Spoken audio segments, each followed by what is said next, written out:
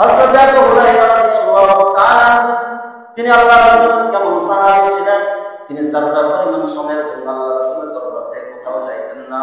তিনাকে জিজ্ঞাসা করা হয়, ও আবু হুরায়রা, তুমি আল্লাহ রাসূলের দরবার থেকে কোথাও যাও না কেন?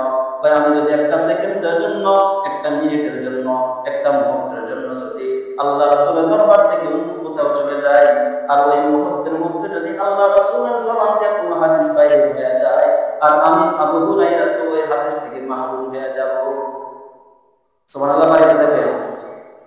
এত সাহাবী, তিনি বলেন আল্লাহ রাসূলের একজন সাহাবী রাতের বেলা করার জন্য বাইরে হলেন। রাতের বেলা দান করতেছে, রাতের বেলা তালাশ করতেছে কোনো গরিব অসহায় মানুষ খুঁজে পায় কিনা। আল্লাহ রাসূল সাল্লাল্লাহু আলাইহি ওয়াসাল্লাম হাদিস বলেছেন, আল্লাহর বান্দা, আল্লাহর সাহাবী, আল্লাহ রাসূলের সাহাবী যখন রাতের বেলা দান করার জন্য বাইরে হলেন, গরিব দুঃখী অসহায় মানুষদেরকে তালাশ করতেছে, কোনো গরিব পায় না। রাতের বেলা একজন জিনাকারী মহিলা, ব্যভিচারিণী মহিলা, জিনার কাস্টমার তালাশ করতেছে, ব্যভিচার করার জন্য রাতের বেলা যুবক খুঁজতেছে। ওই সাহাবী কোনো দরিদ্র মানুষ না পাওয়ায় ওই মহিলার হাতে দান করে দিলেন। ওই মহিলার হাতে যখন দান করে দিলেন, আল্লাহর বান্দা সাহাবী দান করে রাতের বেলা যখন ঘুমায় গেলেন, সকালবেলা মানুষ সমালোচনা করা শুরু করলো, আল্লাহ রাসূলের সাহাবী কোনো মানুষ পায় না, একটা ব্যভিচার, একটা জিনাকারী মহিলার হাতে দান করে দিলেন। আল্লাহর বান্দা পরের দিন আবার দান করার জন্য রাতের বেলা বাইরে হয়ে গেলেন। গরিব মানুষ খুঁজতেছে, অসহায় মানুষ তালাশ করতেছে, কোনো গরিব মানুষ পায় না। হঠাৎ করে রাতের বেলা একটা অন্ধকার রাতের বেলা চোর বাইরে হলো চুরি করার জন্য। আল্লাহর বান্দা চুরি করার জন্য যখন বাইরে হলেন, ওই সাহাবী কোনো মানুষ না পাওয়ায় চোরের হাতে দান করে দিলেন। আল্লাহর বান্দা দান করে যখন রাতের বেলা ঘুমায় গেলেন, সকালবেলা আবার মানুষ সমালোচনা করা শুরু করলো, হায়রে, কোনো মানুষ খুঁজে পাই না, চোরের হাতে দান করে দিল। আল্লাহর বান্দা পরের দিন আবার তৃতীয় দিন রাতের বেলা দান করার জন্য বাইরে হয়ে গেলেন।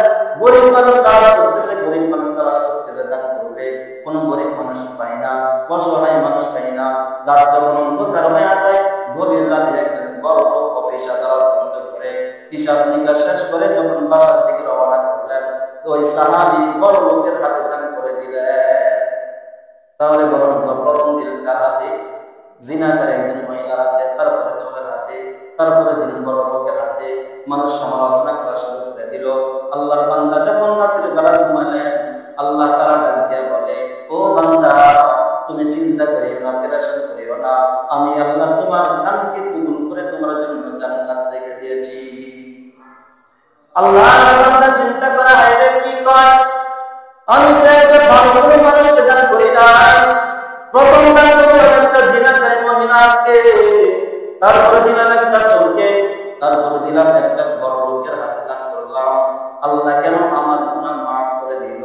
আল্লাহর বান্দাকে আল্লাহ তাআলা ডাক দিয়া বলে, ও আল্লাহ, আমার বান্দা, শোনো শোনো শোনো, তুমি যখন প্রথম দিন একটা জিনাকারী মহিলার হাতে দান করেছ, ওই মহিলা জিনা করে টাকার জন্য, ওই মহিলা জিনা করে পয়সার জন্য, তুমি যখন ওই মহিলার হাতে দান করেছ, ওই মহিলা টাকা পাওয়া গেছে, ওই রাত্রে আর জিনা করে নাই।